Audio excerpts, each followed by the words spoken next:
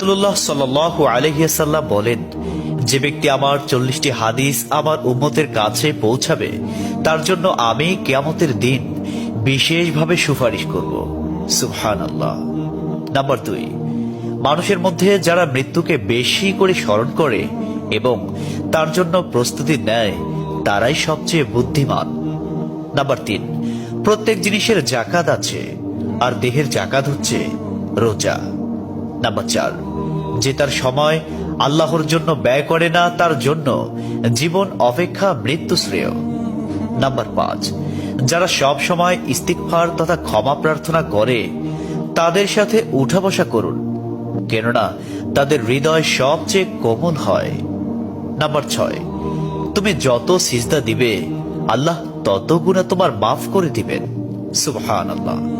Number 7, সূরা ফাতিহা প্রায় 1000 রোগের ওষুধ।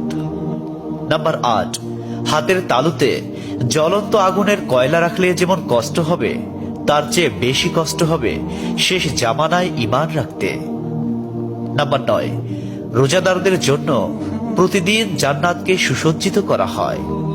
সুবহানাল্লাহ। নাম্বার 10, রাসূল সাল্লাল্লাহু আলাইহি ওয়াসাল্লাম বলেছেন, কিয়ামতের দিন সব নবীর চেয়ে আমার উম্মতের সংখ্যা বেশি হবে এবং আমি সর্বপ্রথম জান্নাতের দরজা খুলব। সহিহ মুসলিম, হাদিস নম্বর 196। 11, যে ব্যক্তি রোজা রাখা অবস্থায় মারা যাবে আল্লাহ তাকে কিয়ামত পর্যন্ত সকল রোজার সওয়াব দান করবেন। সুবহানাল্লাহ। নাম্বার 12, যে ব্যক্তি ফজরের নামাজ আদায় করল সে আল্লাহর হিফাজতে চলে গেল। নাম্বার 13, রাসূলুল্লাহ সাল্লাল্লাহু আলাইহি ওয়াসাল্লাম বলেছেন, রোজা ও কোরআন কিয়ামতের দিন মানুষের জন্য সুপারিশ করবে। মুসনাদে আহমদ, হাদিস নম্বর 6626।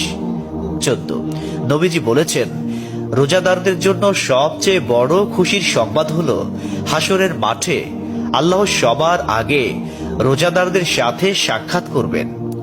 সুবহানাল্লাহি ওয়া বিহামদিহি। 15, যখন রমজান আসে তখন জান্নাতের দরজাসমূহ খুলে দেওয়া হয়। 16, রাসূলুল্লাহ সাল্লাল্লাহু আলাইহি ওয়াসাল্লাম বলেন, যখন কোনো বান্দা আল্লাহর দিকে দুটি হাত উঠায় তখন তিনি তা ব্যর্থ বা শূন্য ভাবে ফিরিয়ে দেন না।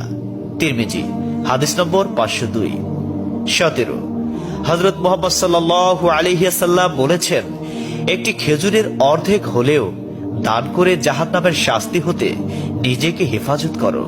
সহিহ বুখারী, হাদিস নম্বর 6023। প্রিয় ভাইরা, নাম্বার 18, যদি ভালো হতে চাও তবে সর্বপ্রথম মিথ্যা বলা ছেড়ে দাও। 19, তুমি যখন রাস্তা দিয়ে যাও তখন আল্লাহর নামে জিকির করো, কারণ হাসরের দিন ওই রাস্তা তোমার নামে সাক্ষ্য দিবে।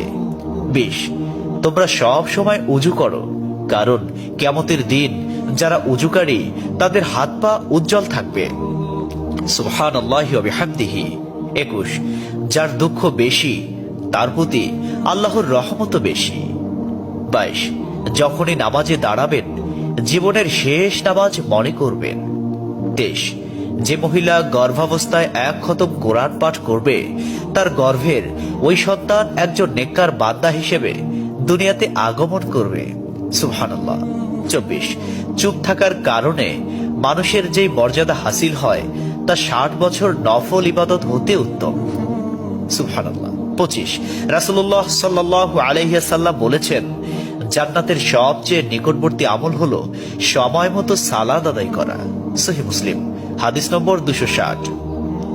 26, যে ধোঁকা দেয় সে আমার উম্মতের অন্তর্ভুক্ত নয়। 27, তুমি জানো তুমি সঠিক তবু তর্ক করো না, তর্কে জড়াইও না।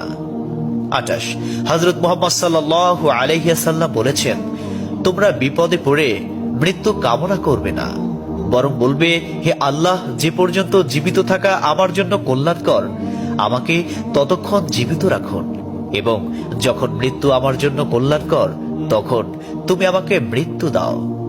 29, সূরা ইয়াসিনকে কুরআনের হৃদয় বলা হয়। 30, হযরত মুহাম্মদ সাল্লাল্লাহু আলাইহি ওয়াসাল্লাম বলেন, মায়ের একটি কষ্টের নিঃশ্বাস 7টি দোজখের চেয়েও ভয়ঙ্কর, আর একটি সুখের হাসি 8টি বেহেশতের সমান।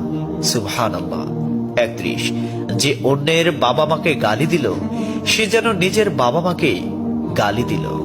32 রাসূলুল্লাহ সাল্লাল্লাহু আলাইহি ওয়াসাল্লাম বলেছেন, আমি যা জানি তোমরা যদি তা জানতে পারতে তবে নিশ্চয় খুব কম হাসতে এবং খুব বেশি পরিমাণে কাঁদতে।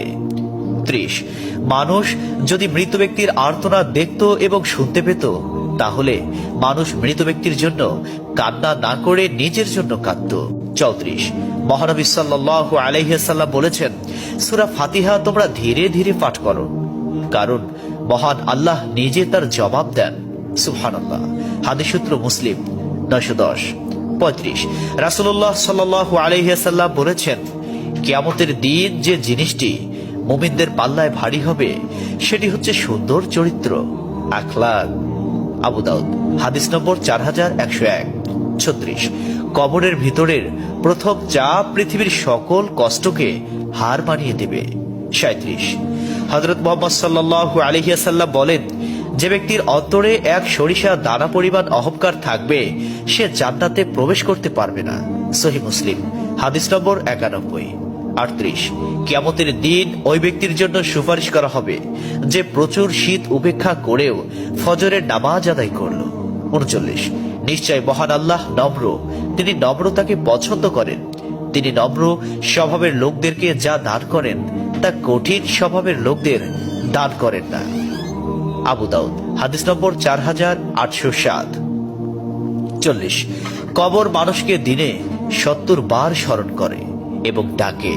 আল্লাহ সুবহানাহু ওয়া তাআলা আমাদের সঠিক জ্ঞান এবং বুঝার তৌফিক দান করুন এবং আমাদের এই সমস্ত হাদিস সমূহের উপর আমল করার তৌফিক দান করুন। আমিন।